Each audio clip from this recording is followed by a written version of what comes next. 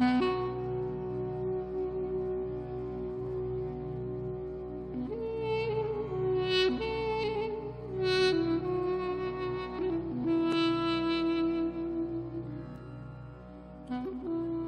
so today I wanted to speak a little bit about the artificial prison grid. The artificial prison grid.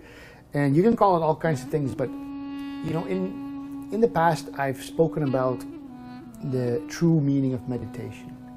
And finally, the only way to really get out of the labyrinth, out of the prison system of this, whatever you want to call it, a holographic simulation, the make-believe of physical existence, the Brahman's creation, the whatever we want to call this phenomena that we're in as a moving, changing, ever evolving, constantly shifting place into a stabilized place of harmony, silence and peace and stillness, and escaping also in that sense, if you wish, the trap or prison that we are in, whether we want to consider it a soul trap system or whatever. What we encounter on the way out in the process of true meditation, what I call quantum resting, is we run into what we could call the prison grid, the artificial prison grid.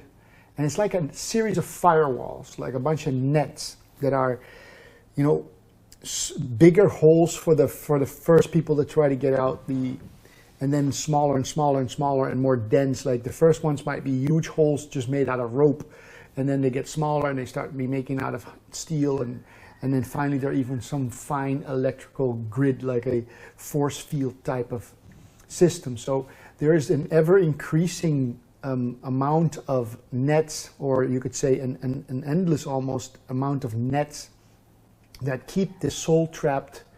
I don't even want to say the soul, would be rather to say spirit, because soul should be part of the false construct in a way.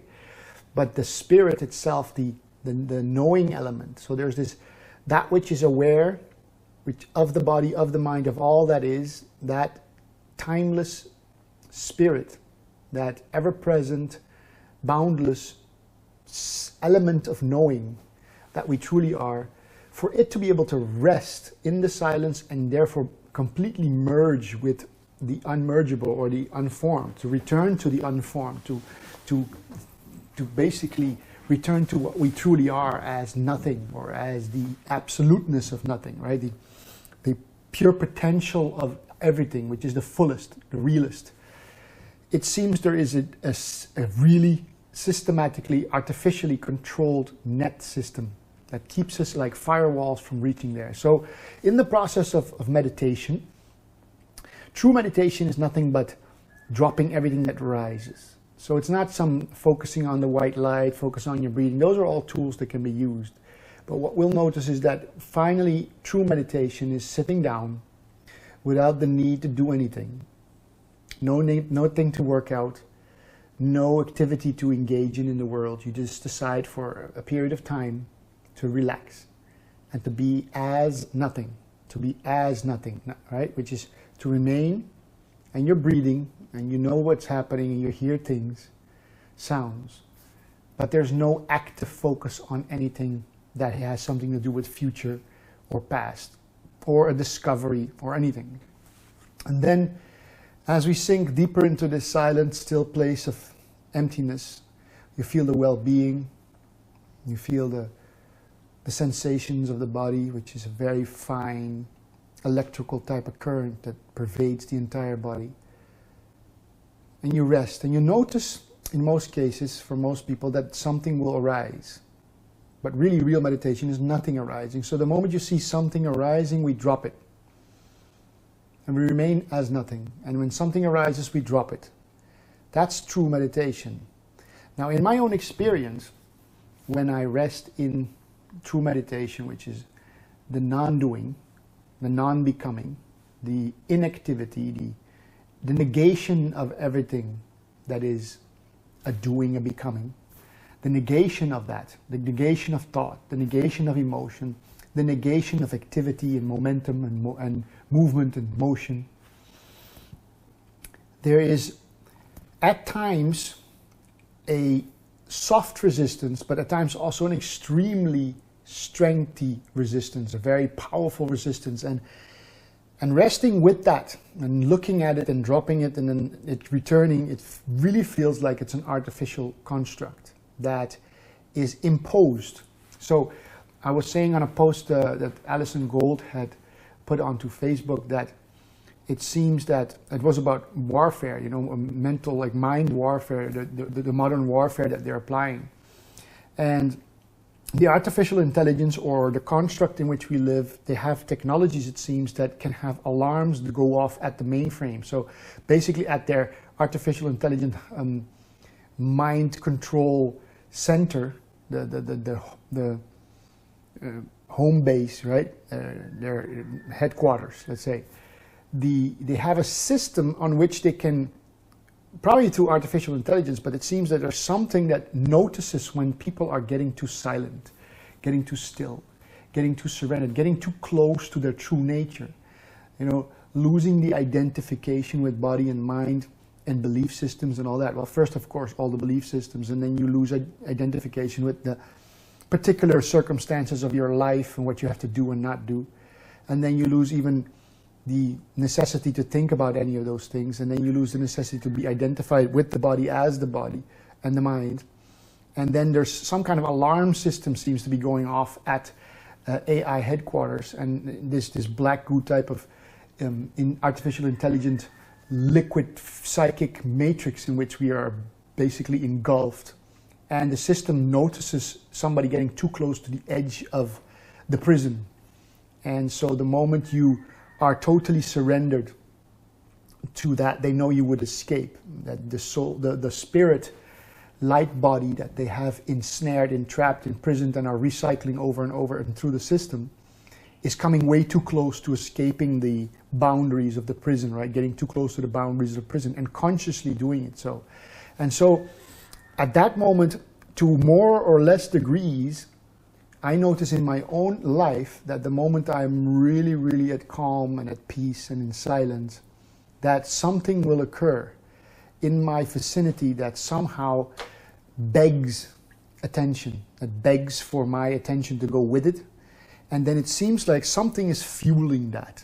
So it might be something that seems, really it should seem insignificant, and however, it winds you up. It wants you to be identified with that. It might be something positive, like a new hobby to engage with, or a new business prospect to chase, or something you really want to do as going for a fishing trip or whatever, or a new holiday to visit this country and see, maybe that's something to look into. It's always something that wants to put your attention back into the realm of the holographic system and say, don't stay in silence, don't stay in the stillness.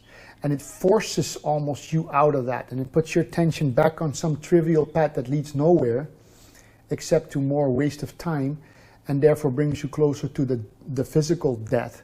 And once you haven't, if you haven't realized or escaped from the prison before physical death, then the body is most likely ensnared in some kind of white light trickery to bring you back and memory wipe you and put you back into a new vessel for being a vessel that can be fed on for the next lifetime of exploitation of energy and tax monies and all of the energy harvesting systems that go on. So in my own experience, there is a kind of prison netting firewall system that can artificially, like a computing system, almost recognize when somebody's getting too close to leaving the prison,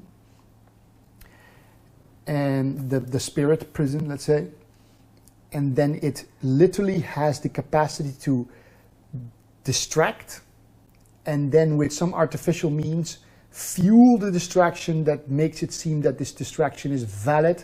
It's something that truly has to be, sought after, researched, gone into, time spent on it, and before you know it, this trivial, secondary, superficial agenda creeps back into your existential life and redirects you on a fruitless path of searching and endeavoring to track and invest the only thing you've got the time, as we call it, to recognize your true nature and be free from the trap. And so maybe you recognize this in yourself, and maybe but the ways I explained it, it might be of assistance, so that next time when it happens, when something, and you recognize that's the artificial intelligence, that's this ingenious but demonic system that wants to prevent the attention from returning home to the source of being, to the quiet, silent, peaceful harmony of presence. Because in the presence, in the silence, in the absence of anything, any thought, any emotion, there is no software that can run, and the artificial intelligence actually dies. It doesn't have no longer a host if the host is surrendered to the peace, to the harmony of the true state of awareness, of being, this true state of consciousness, whatever you want to call it, which is an empty fullness, a rich empty fullness, a full potential without necessity of particular expression. In this complete unformed richness of the pure potential of consciousness, the artificial intelligence is outsped and doesn't have a household, a substance from which it can feed and manipulate. And so there seems to be a clear mechanical artificial intelligence that is keeping us from being that or returning to that, because it would mean the very death of its host that it can manipulate and feed off, which is the body-mind construct here. And so the trick is, the greatest trick they say the devil ever pulled was to convince the world that he didn't exist. Well, the trick now is that the devil convinced us, that convinced us, the majority of people on earth, that he doesn't exist, but not just that, that we are him. He convinced us that the thinking and the constant moving is a necessity. And even when the people who are coming to that point in their life and evolution have the capacity to recognize that no, this is actually a false trap, the constant need to think, to move. Language itself is a trap, it's a construct. No animal speaks the way we speak. It's probably an introduction. It's probably an artificial type of introduction to keep us, in sidetracked in language. And once we recognize that, then it has another firewall, which is some kind of explicit and directed distraction mechanism, and then a energetic frequency enhancer that can amplify the distractional need to go with such movements into another activity, another endeavor, another worldly affair that in the end will be just another one to scratch off that says, that didn't get me anywhere really. And then it has us again. And it tries to stall us as long as it can until we have another physical death before we realize our true nature. And then it recycles us and we're back to being memory wiped into another baby body or something as fools living a prison life for the father order, the substance for the artificial intelligence. Its death is your true recognition. Once we recognize our true nature, artificial intelligence is dead, so it does everything to keep us in and focused on anything that is still in the realm where it can feed. So the artificial, the artificial grid, prison grid, the matrix firewall system. And the trick is to outsmart that every time it throws up and you're back in, and then you recognize it and you're back out, and then it throws another one up, and it's a constant recognition. That's why they say that one of those yoginas, the first yogina or something, she touched the ground in meditation, and every time she would see even angelic beings, she would say, it's still an object outside of me. I won't go with it. You know, the Buddha had the same under the tree. If you watch the movie from Kenny Reeves, which is called, I think, Little Siddhartha, with the actor Kenny Reeves, and he said the same thing, that basically in that Buddha story of Siddhartha, he would look and see all kinds of movements and see his own face and see beautiful women. Everything keeps distracting you out, and the only thing you can do is, nope, don't go with it. Don't go with it. Stay in the silence, stay in the stillness. Stay in the well-being of pure emptiness. And then only then will finally the hooks of the artificial type of intelligence unhook, because it can't hold on to a non-existential, non-physical, or non-identified being that is completely at rest. And then it just detaches. And that's the trick, to get through, to get out before physical death.